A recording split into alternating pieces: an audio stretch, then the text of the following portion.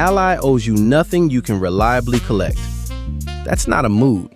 It's an argument Stokely Carmichael, who later took the name Kwame Ture, and Charles V. Hamel published in 1967. And they built it out of a receipt. August 1964. Mississippi sends 68 delegates to the Democratic National Convention in Atlantic City as its official delegation. 4 of those 68 are willing to sign the party's loyalty pledge. 4. And that July, their state party had put out a resolution saying it opposes, condemns, and deplores the Civil Rights Act of 1964. Now, there's a second Mississippi delegation in Atlantic City that summer, and its case for itself is this: it will sign that oath. It endorses the national platform. It has held its meetings in the open and turned nobody away. What it gets offered is 2 seats. Not seats representing Mississippi, just 2 places on the floor. And the 2 people who will fill them are picked by somebody else. That's the account Ture and Hamilton set down, and the book reproduces the resolution itself. And it isn't only a fact about 1964, because it changes how you hear a sentence people say constantly, which is, they're on our side. The explanation that can feel sufficient is that those allies lost their nerve. Ture and Hamilton read it the other way. Nothing was lost. There were 2 seats on offer. Somebody else picked who would sit in them, and that price could be paid. Because, as the authors put it, an ally can usually withdraw without anything being done to him. Which leaves a question in front of anyone currently inside an arrangement where the other party's help hasn't cost them anything yet. What does an ally actually owe you once helping starts to cost them something? I'm taking 3 chapters of theirs to get at it. Hold on to those 2 seats, though. 4 years on, in Chicago, a Mississippi delegation calling itself the Loyal Democrats, built out of the Freedom Democrats and others, takes the state's place on the floor. What that turns out to be worth is stranger than either side of this argument expects. The chapter's called The Myths of Coalition, and it goes after 3. That the interests of Black Americans line up with those of liberal, labor, and reform groups. That a secure party and an insecure one can really ally. And the soft one, the one most of us carry around, that an alliance can be held together by decency. Start with the soft one, because it's the one people defend. And notice that the authors concede the ground first. Churches turned out in force behind the 2 big civil rights bills, they say, and that mattered. Then they ask where all those people went once the bills had passed. During the part nobody photographs, appointing federal voting registrars, setting the guidelines for school desegregation, making the law operate. Largely gone. And then they make an observation about the geography of the feeling. The same groups that were morally certain about desegregating a lunch counter in the South went quiet, they say, on employment and housing discrimination, which would have landed in the North. The strongest objection to that is real, and I won't wave it through.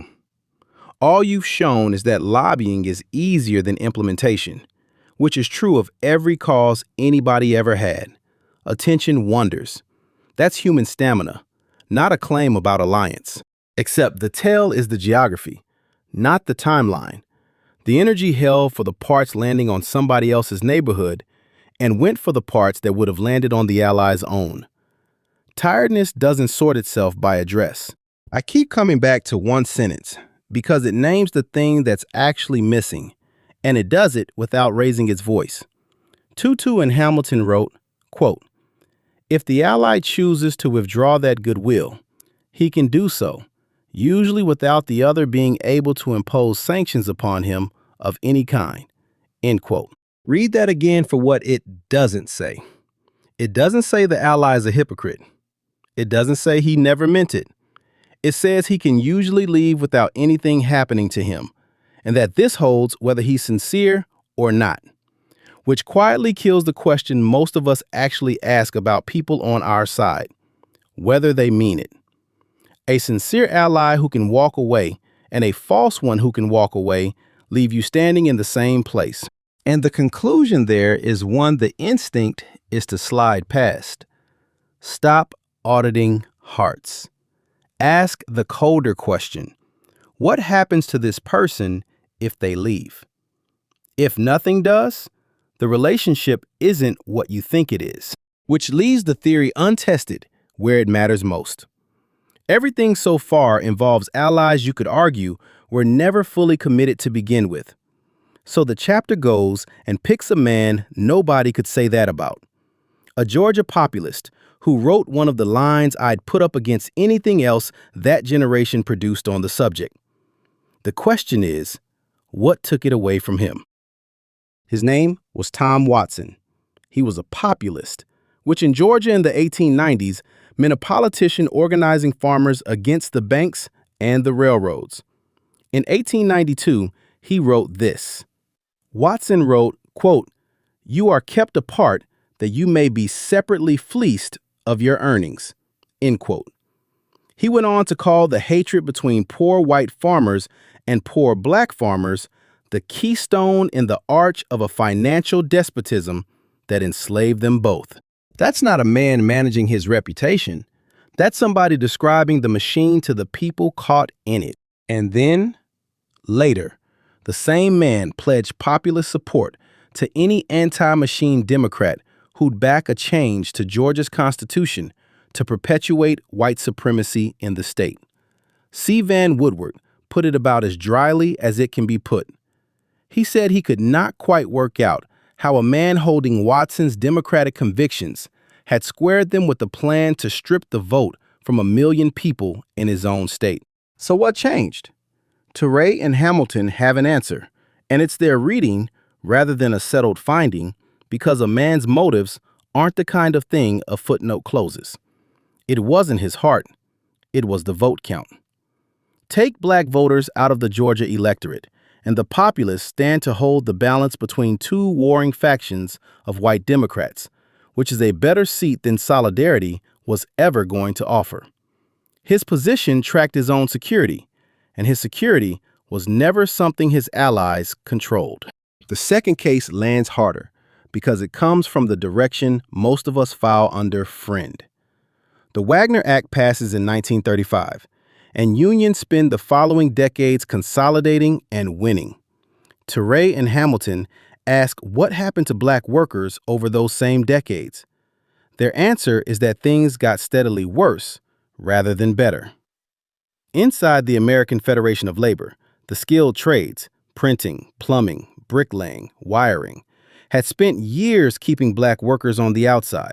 Late 1940s, at a firm called Bauer Electric in Hartford, Connecticut, the Electrical Workers Union wins the right to bargain for the shop. And it then demands and gets every black electrician removed from the floor. Its contract said whites only. It would not amend that language to keep on men who had held those jobs before the union arrived. The authors cite comparable cases at the Boilermakers Union and at the International Association of Machinists at Boeing in Seattle. And the authors put the causation the way people find hardest to hear. It wasn't in spite of union recognition that those men lost their jobs. It was because of it. Not despite, because. And I'm not going to tell you nobody in that room was a racist because I don't know. The exclusion didn't need anyone's motive. It ran through a contract clause. You could lay the whole thing out and never once establish what a single person in that building felt. In both of those, you can say the ally was compromised from the start. Watson was a politician. The union was protecting its own. Which leaves the book one test worth running. All of this so far has been argued against a school of thought that says the way forward is alliances with liberals, labor, and the churches. Call it the coalition case. On Ture and Hamilton's account, what happens to a group that does none of it wrong by that case's own standards? Holds open conventions, backs the platform, signs the loyalty oath its opponents won't sign, campaigns for the ticket it was never seated by. Because the Mississippi Freedom Democratic Party didn't stumble into Atlantic City, it arrived saying it had met every test the party set. The regulars said otherwise, and we'll get to what their objection was worth. The roots are in voter registration work the Student Nonviolent Coordinating Committee started in Macomb, Mississippi in 1961, in a state where the numbers say almost everything. 1890. 71,000 more registered black voters in Mississippi than white ones. By 1964, black registration is down to 6.7% of 400,000 voting-age black people. In November of 1963, a freedom vote pulls more than 80,000 ballots out of a population almost entirely cut out of the electorate. On the 26th of April, 1964, in Jackson, the Mississippi Freedom Democratic Party is formally constituted, and then it goes and builds the kind of support the coalition doctrine points you toward. Michigan's delegation passes a resolution of support on the 14th of June, New York's on the 15th, and by the time the convention opens, 9 state delegations have done the same. The United Auto Workers endorse. So does Americans for Democratic Action. And the party makes 4 claims about itself. It's open and excludes nobody. It supports the national platform, which the regulars had formally rejected at the end of June. It'll sign the loyalty oath, which only 4 of the 68 regulars would sign. And it'll campaign for the ticket, where the regular delegates went on to campaign for the Republicans and help deliver the state to Goldwater. The countercharge from the regulars is that the Freedom Democrats were chosen illegally. So set that beside how the regulars chose their own. Those get picked at small local meetings, 1 per neighborhood, and anybody in the party is supposed to be able to walk in. Freedom Democrat representatives turned up to 8 of them across 6 counties at the time and place announced, and found no sign a meeting had ever been held. Some officials denied knowing of a gathering. Others said it had already happened. And in Hattiesburg, they were told they couldn't take part without poll tax receipts. Ture and Hamilton treat that demand as unlawful. I'd put it more narrowly, since the amendment they point at reached federal elections and doesn't by itself settle a party precinct meeting, which sharpens it. The demand didn't have to be illegal to work. It had to be made by whoever was running the room. The author's line for that asymmetry is the best writing in the chapter, and I'll give you their sense of it rather than put words in their mouths. The Freedom Democrats complied with the law. What they never had was any political control over it. The answer was no. Pressure came down from the White House itself, and the coalition, the whole apparatus the doctrine had told them to assemble, dissolved, with delegates admitting to SNCC organizers that crossing the Johnson and Humphrey operation was more than they could carry. It went that fast. And Jack Minnis, writing in Freedom Ways, recorded what those delegates were convinced of, that suppressing the Freedom Democrats was the price of the vice presidency for Humphrey. The price of the vice presidency. Notice what Minnis is reporting and what he isn't. Not a confession of prejudice, not a lapse, a sum, done, with an answer. What got offered instead was 2 seats at large, and the 2 people to fill them were selected for the Freedom Democrats rather than by them. Congresswoman Edith Green of Oregon had proposed a real compromise: seat the loyal Democrats of both delegations, and that isn't what emerged. So the Freedom Democrats refused. And the reason is the entire argument in one line. They had come to take the state's place at that convention, not to be given a share of it. Now hold what the party behind that delegation had already put in writing. On the 28th of July, 1964, the regular Mississippi Democratic Party adopted a resolution. The Mississippi Democratic Party wrote, quote, "We oppose, condemn, and deplore the Civil Rights Act of 1964. We believe in separation of the races in all phases of our society." End quote. The same document recorded its admiration and appreciation for Governor Ross Barnett of Mississippi and Governor Wallace of Alabama. That's not critics characterizing that party.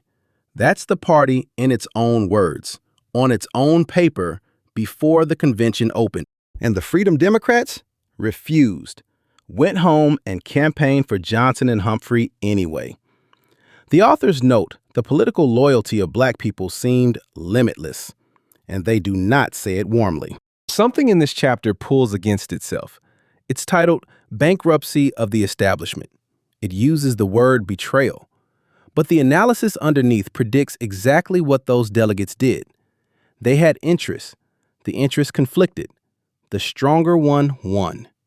The outrage isn't illegitimate because an obligation can be unenforceable and still be real to whoever was counting on it. But the two readings send you toward different work. One has you looking for better people. The other has you looking for leverage. The authors want the second. They say so plainly, and the chapter still spends its heat on the first. There's a passage near the end that does more than any argument in it. The MFDP's chairman and the former director of its Washington office tried afterward to name what the Freedom Democrats had believed when they set out. They compared it to Russian peasants under the czars.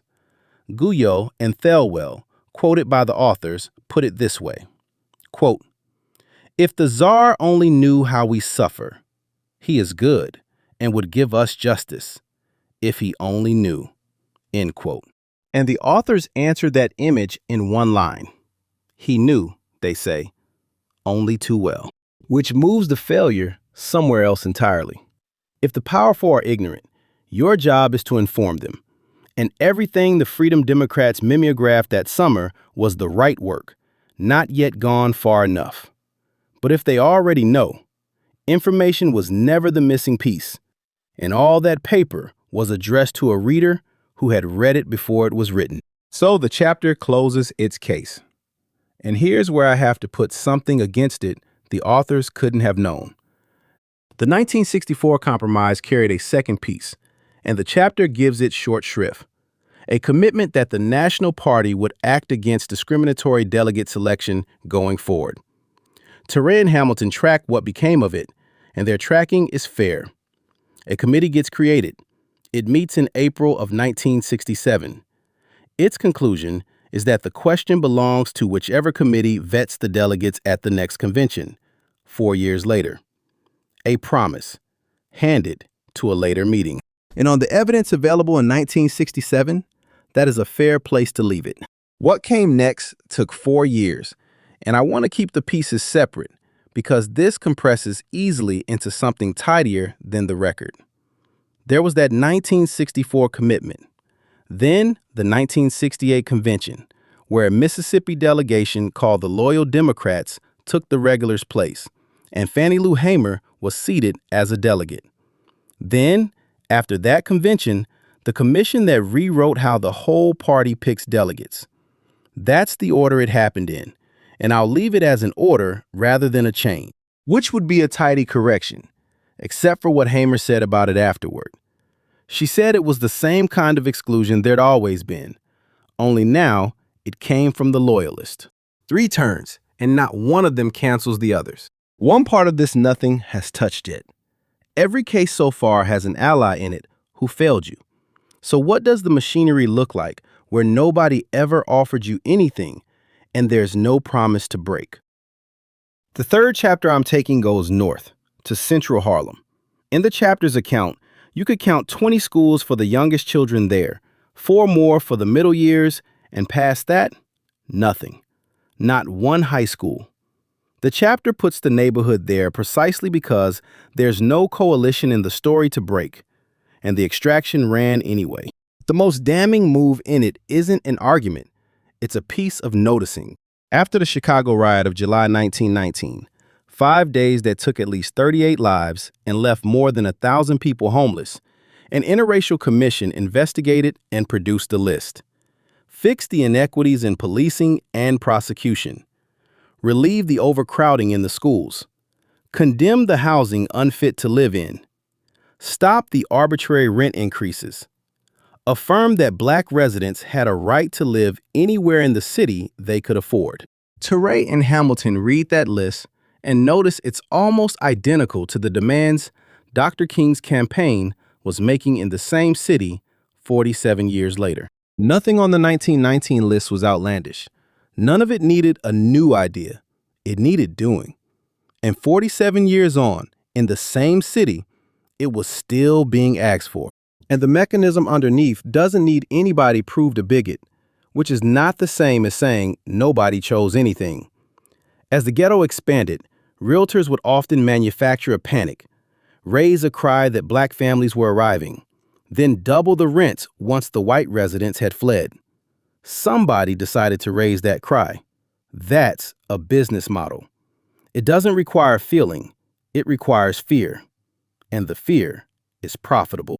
What restriction produced downstream is a loop the chapter walks in one paragraph. Barred from most housing, people get concentrated. Concentration produces segregated schools with no law requiring it. Those schools produce an inadequate education, and that produces work that doesn't pay. Then the numbers. 31,000 students. In 1960, about a fifth of Central Harlem's third graders read above grade level. By sixth grade, 80% read below it. Then the health figures, all of them from 1960, delivered without argument. Black babies died at a rate 2/3 higher than the country's rate overall. Black mothers died in childbirth 4 times as often as white mothers. Roughly 1 doctor in 50 in the whole United States was black, which in Mississippi came to this: 1 for every 18,500 black residents. And their only comment on those mortality figures is this. Ture and Hamilton wrote, quote, "Those of us who survive must indeed be a tough people," end quote. And that's the thing I'd hand you out of this chapter. A commission in 1919 wrote down what needed fixing. 47 years later, in the same city, a movement stood in the street asking for nearly the same list. The remedies had been identified, in writing, by an official body, and identifying them turned out not to be the part that was hard. So what does an ally owe you once helping starts to cost them? Before I answer that, the reading I came in with needs correcting, and I mean corrected, not softened. I had this chapter filed as the place where black power turns its back on white allies and goes it alone. That's wrong, and it's wrong on the page. Ture and Hamilton set 4 conditions for a coalition worth entering. Each party knows its own interest. Each believes it gains. Each has an independent base and doesn't depend on anybody outside itself for the final decision. And the goal is specific rather than vague. Those are conditions for going in. They are not a door bolted shut. Then they say it outright. Ture and Hamilton wrote, quote, "Black power simply says, enter coalitions only after you are able to stand on your own," end quote. The same chapter hands white supporters more work than the movement they were supposedly being told to leave. Go into your own communities, it says, because that's where the racism is. Preach nonviolence in the white community. So the refusal was never of the ally. It was of the arrangement where you can't hold one to anything. And then, having set those 4 conditions, the chapter does something it shouldn't be able to do. It names one alliance as the only acceptable one: poor black people and poor white people, and hands the organizing of the poor whites to white organizers. There's an answer to that, and it's a good one, though I'm reading it into them rather than quoting it. Poor whites have a real material interest here, the one Watson named in 1892. They just haven't recognized it. And recognizing your own interest is the first of those 4 conditions. So the teaching work isn't sentiment. It's condition 1, being satisfied. Then look at condition 3, the one about standing on your own feet. Every party to the deal has to hold power it controls itself. So ask where the poor white side of this holds any. Their position, in substance, is that it has yet to be created, that creating it must be attempted, and that the main responsibility falls upon whites. So all four conditions assume a partner who is already organized, already able to act for itself.